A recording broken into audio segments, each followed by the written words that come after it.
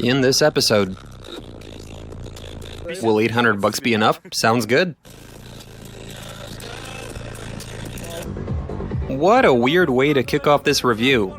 We're trying to exit the venue to film Hulk right here. The car has been completely revamped. But we can't just film right here. It's too loud. There's too much noise.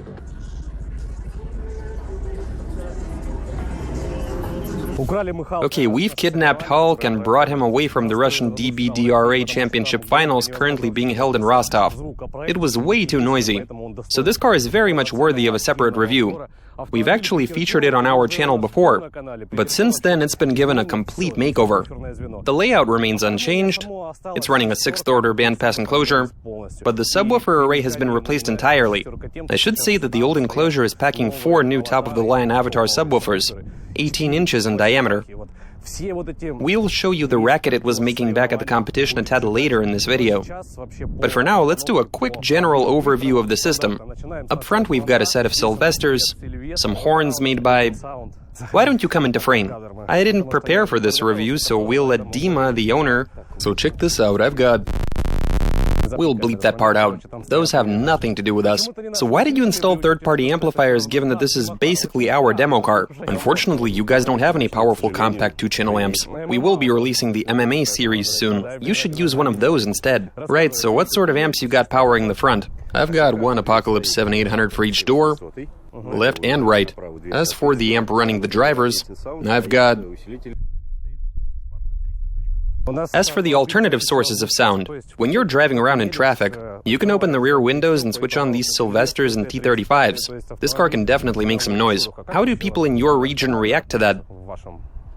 Well, they put up with it. I see. So they're pretty cool with it. Curious to open up this door. I haven't even taken a look inside yet. Right, so there's the 7800 powering the frontal acoustics. The exterior has also been modified, right? If I'm not mistaken, the car used to be blue the last time I saw it. You can see the old color right here. So there's the original color.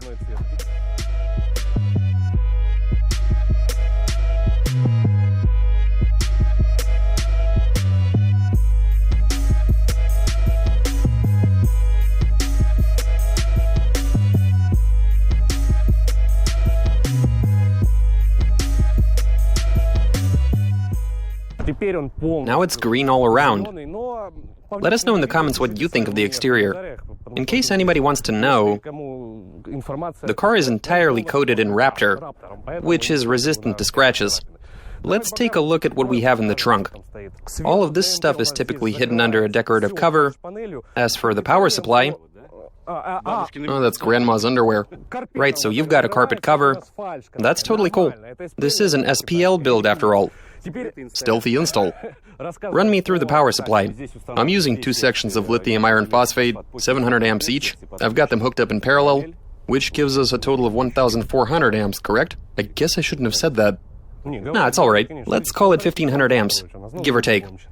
I've got an M134 amplifier powering the rear-mounted speakers, 2 pairs of channels allocated to the tweeters, and 2 more pairs feeding 3 speakers on the left side and 3 on the right. Also back here I've installed the 4 Apocalypse 11,800 amplifiers powering the subwoofers, a few cooling fans, a balancer,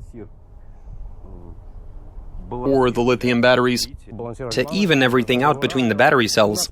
This Hulk build is fully loaded. I mean, 1,500 amps worth of lithium is overkill for pretty much any sort of daily, even given the 4 11,800 amplifiers. Here's what I'd like to do now. I'm not sure I'll be able to fit in the port, but I really want to give it a listen. You'll fit in there just fine. The real question is, how do we drag you out of there? By the feet? Oh, so it's going to suck me in there?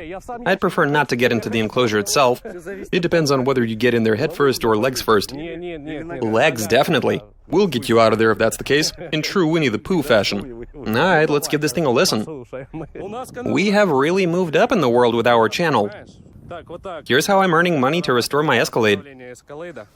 We're not gonna need this wig. No, we are not. I've actually got a little something here, Victor. I came to do this review fully prepared. You see, I've actually got a couple of gifts for you. Ah, some Wheel of Fortune action. Wheel of Fortune, right. From now on, everyone should bring gifts to our shoots. You'll be known as Victor Matyakubovich. I like receiving gifts. I prefer cash, but I mean, okay. Oh wow, we actually have two cameras. Switch. Switch. Let me know in the comments which one gives you better footage. Anyway, Victor, it's a well-known fact that we've got a bunch of pretty girls in my hometown Arzamas. Right here I've got a coffee mug for you, with our company's logo, and this beautiful lady. She isn't from Arzamas herself, but I'm pretty sure you know her. She look familiar? Yeah, I've seen her around. It's all yours. Awesome. Oh wow, I nearly dropped it when you were giving it to me. Right when the camera was rolling. Some Arzamas gingerbread when it's time for tea. Our city is famous for its cathedrals, which attract plenty of tourists. Enjoy it with some tea. The freshest I could find. Awesome, look at that. Right off the production line. Look at all the cool stuff I've got. This and this. Fantastic. So instead of reviewing Hulk, we're going over these gifts I'm being presented. Here's an oak leaf broom for you straight from Central Russia. Great. Best soaked in cold water. Give it about 3 hours, and it should stay together, giving you some nice, easy steam. Amazing. After warming yourself up inside that port, you'll be able to clean yourself off in a steam bath. Looks like we've digressed from the main subject matter of this video. Now it's high time to get inside that port. Hopefully I don't need that broom, though. What's up, man? You worried I might break something while I climb inside? Check out this 99 Series Pioneer. That's an interesting setup you've got going. A 99 Series Pioneer placed inside a box. I take it you control the frontal and rear-mounted... Why don't you tell us what's up? Where'd you set the cutoff for those Sylvesters? The rear-mounted Sylvesters play from 200 Hz, across the entire bandwidth. As for the front, I usually set a high-pass filter for them to 125 plus Hz during measurements, and to 160 plus Hz for everyday use, all the way up to 8 kHz. They typically work at 3.2 kHz and up, across the entire bandwidth. Why don't we go ahead and plug you guys? So there's a great shop in Arzamas. These guys even have their own channel. The loudest shop in the entire Volga region. Everybody in Russia claims to be the loudest around. These guys run the loudest shop in the Volga region. We'll link them in the description. This is where you pay me. Sure, let me go get my wallet. How much you need? Will $800 be enough? Sounds good. If you need to film a review for a small fortune, shoot me a PM on Instagram. There's not a lot of room back there. Still though, I do reckon I'll fit. Now how do I get inside? Good luck, Victor. You just have to engage reverse. Hopefully the subwoofer doesn't bust your balls. Is there anything I can do to help? What can you do to help? Maybe shove you with my foot? I'm loving this pose.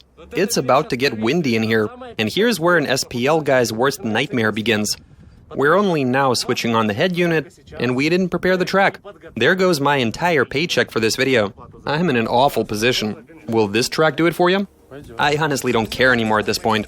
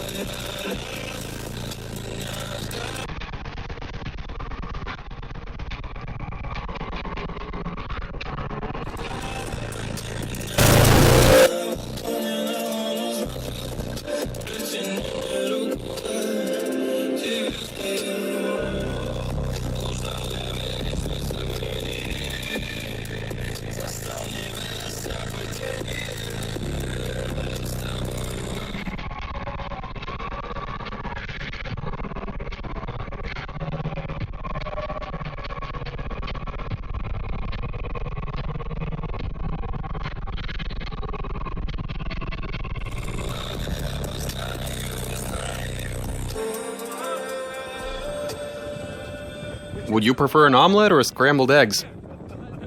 It felt as if the subwoofer was slapping me, I'm not gonna tell you where. Not a pleasant feeling. I mean, I did enjoy the wind. That was pretty awesome. But this is quite an uncomfortable pose to be in.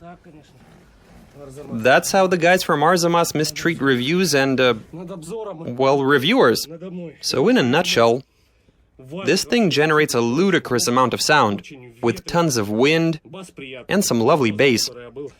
But I didn't like the pose I was in. The main problem with this layout is that you really can't climb into that port. I definitely see that as a design flaw. Always picking up cash after letting it blow in the wind. I'll let you have the change. See that? It's all over the place, even next to that tower. I'm sure there's something left in the port too. So you're still looking to blast some tunes today?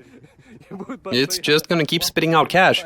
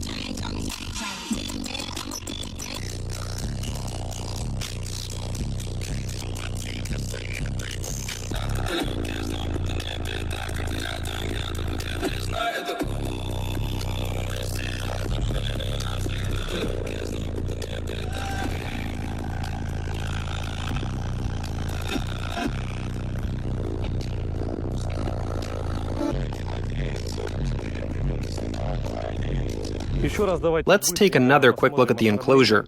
Here we can see a set of Sylvesters, which allow for directing the sound outwards. All you have to do is lower the window and you're good. Back here we've got four 18-inch subwoofers, which generate some solid wind. If you happen to stumble upon this car, I highly suggest you take a listen. It sounds pretty epic. The frontal setup consists of Sylvesters, but it's pretty versatile in the sense that you can install some 20cm speakers instead of these 16s mounted using spacers, which would allow you to compete in a different category. The entire power supply is mounted back here in the luggage compartment. Even though you can't see them, the two lithium battery sections are definitely there. By the way, I highly recommend using a balancer in conjunction with lithium batteries. This helps eliminate any gap in voltage between the cells. We've also got this useful little device made by Bass Warrior. The thing is that when you're running multiple amps, you need to distribute the signal without losing any voltage. And that hub is a smart solution for that very purpose. Okay, time to wrap up this quick review of the build nicknamed Hulk. The car is capable of creating quite a stir on the streets if you open the windows. Plenty of bass makes it outside as well. But what I like most of all in these demo cars is the sheer amount of wind. This one has that covered.